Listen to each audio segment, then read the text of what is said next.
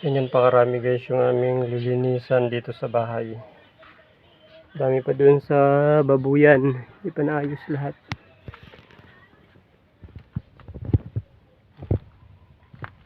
Tambak pa guys. Pero yan para hindi masayang yung mga saging natin. Yan.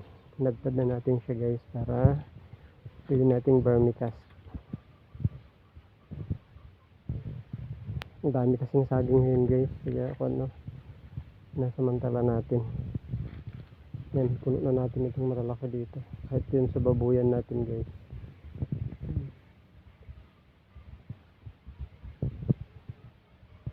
So kahit pa paano meron tayong kwan dito guys. Meron tayong pakinabang dito sa mga saging na natumba. Gusto kasi ito ng mga vermiworms. Ibabawa lang natin siya ng dry na dumi ng baboy. Okay na yan. So maghakot pa tayo ng mga putol dito na saging.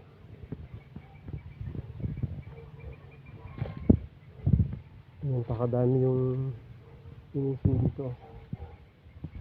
Yung asola ko wala na.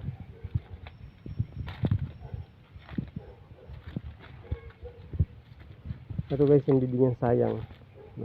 Mga dahon nito papakinabangan natin. Papatanggalin ko lang itong malalaki. Mahirap kasi itong ma-decompose. Yun guys, ako tayo ng mga kwan dyan, mga saging. Sayang kaysa ma-decompose lang siya dyan.